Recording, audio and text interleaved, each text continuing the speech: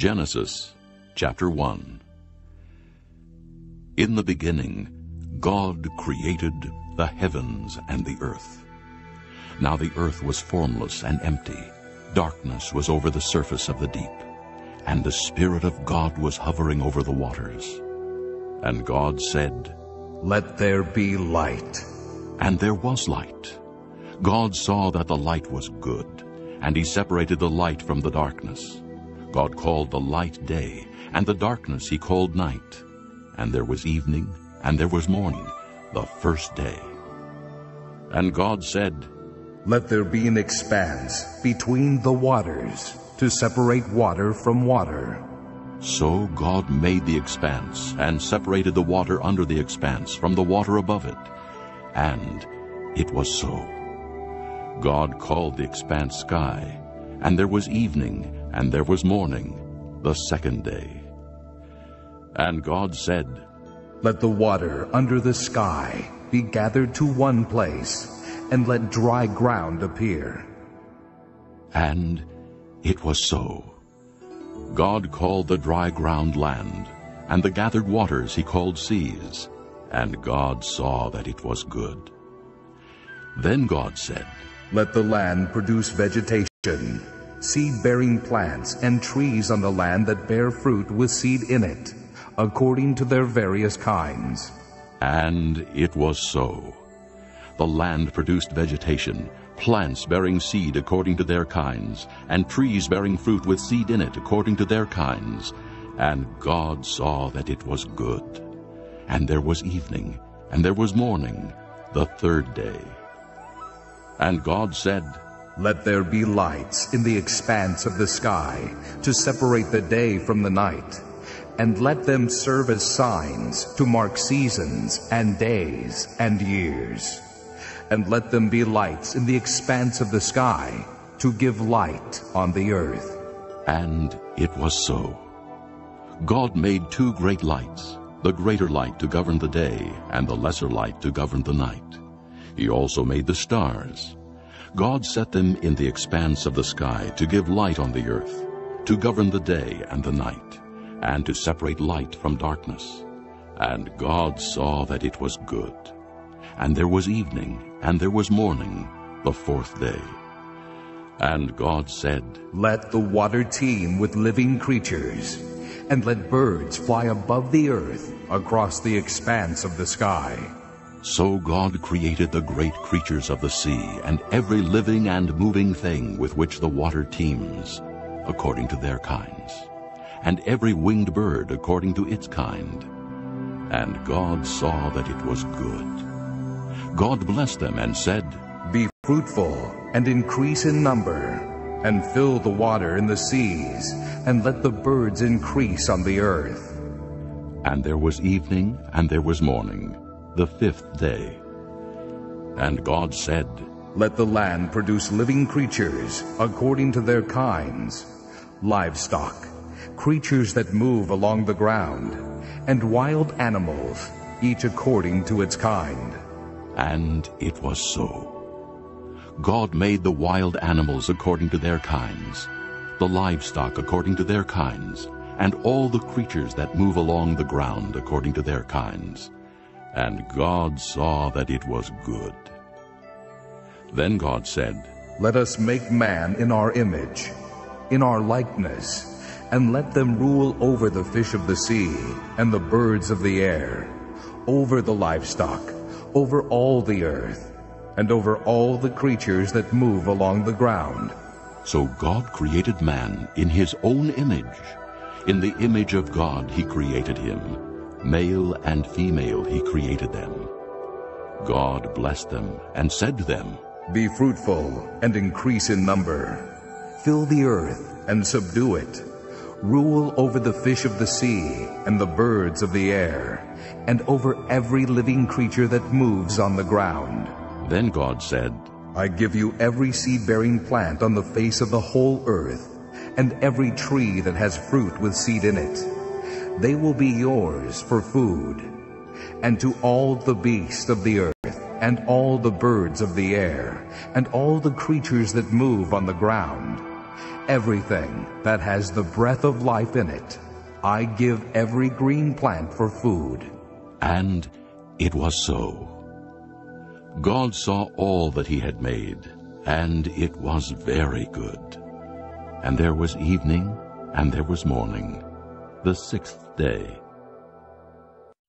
Chapter 2. Thus the heavens and the earth were completed in all their vast array. By the seventh day, God had finished the work he had been doing. So on the seventh day he rested from all his work. And God blessed the seventh day and made it holy, because on it he rested from all the work of creating that he had done. This is the account of the heavens and the earth when they were created. When the Lord God made the earth and the heavens, and no shrub of the field had yet appeared on the earth, and no plant of the field had yet sprung up, for the Lord God had not sent rain on the earth, and there was no man to work the ground. But streams came up from the earth and watered the whole surface of the ground. The Lord God formed the man from the dust of the ground, and breathed into his nostrils the breath of life, and man became a living being. Now the Lord God had planted a garden in the east, in Eden, and there he put the man he had formed. And the Lord God made all kinds of trees grow out of the ground, trees that were pleasing to the eye and good for food. In the middle of the garden were the tree of life and the tree of the knowledge of good and evil. A river watering the garden flowed from Eden. From there it was separated into 4 headwaters. The name of the first is Pishon. It winds through the entire land of Havilah, where there is gold. The gold of that land is good. Aromatic resin and onyx are also there. The name of the second river is Gihon. It winds through the entire land of Cush. The name of the third river is Tigris. It runs along the east side of Ashur. And the fourth river is the Euphrates. The Lord God took the man and put him in the Garden of Eden to work it and take care of it. And the Lord God commanded the man, "You are free to eat from any tree in the garden, but you must not eat from the tree of the knowledge of good and evil, for when you eat of it, you will surely die." The Lord God said, "It is not good for the man to be alone. I will make a helper suitable for him." Now the Lord God had formed out of the ground all the beasts of the field and all the birds of the air. He brought them to the man to see what he would name them. And whatever the man called each living creature, that was its name. So the man gave names to all the livestock, the birds of the air, and all the beasts of the field. But for Adam no suitable helper was found. So the Lord God caused the man to fall into a deep sleep. And while he was sleeping, he took one of the man's ribs and closed up the place with flesh. Then the Lord God made a woman from the rib he had taken out of the man, and he brought her to the man. The man said, "This is now bone of my bones, and flesh of my flesh. She shall be called woman, for she was taken out of man."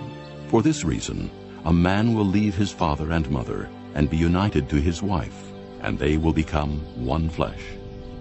The man and his wife were both naked, and they felt no shame. Chapter 3. Now the serpent was more crafty than any of the wild animals the Lord God had made. He said to the woman, "Did God really say, 'You must not eat from any tree in the garden'?" The woman said to the serpent, "We may eat fruit from the trees in the garden, but God did say, 'You must not eat fruit from the tree that is in the middle of the garden, and you must not touch it, or you will die.'"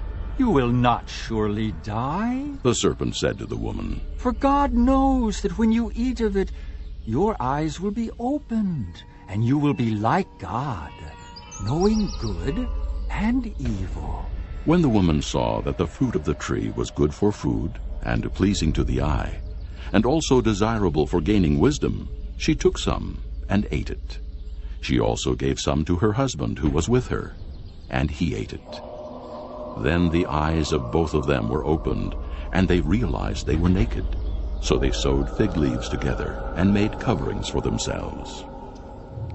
Then the man and his wife heard the sound of the Lord God as he was walking in the garden in the cool of the day.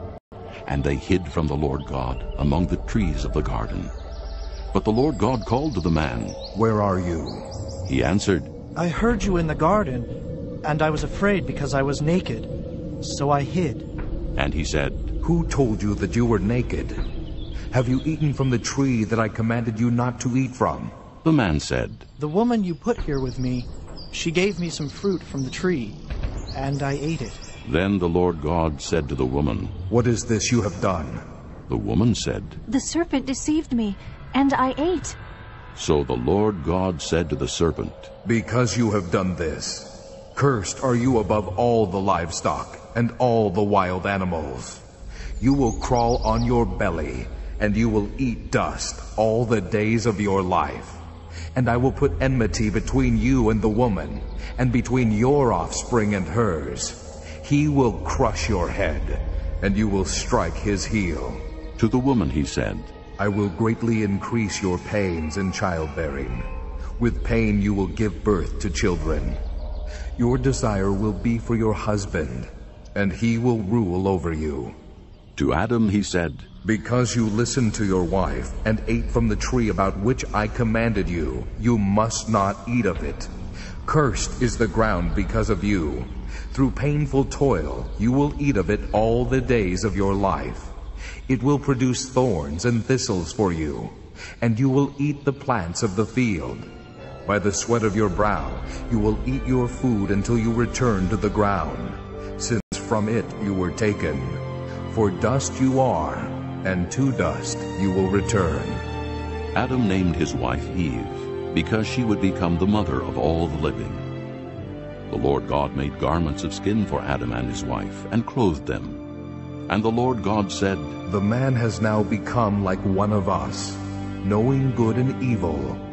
He must not be allowed to reach out his hand and take also from the tree of life and eat and live forever."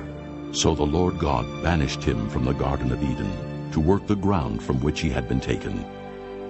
After he drove the man out, he placed on the east side of the Garden of Eden cherubim and a flaming sword flashing back and forth to guard the way to the tree of life.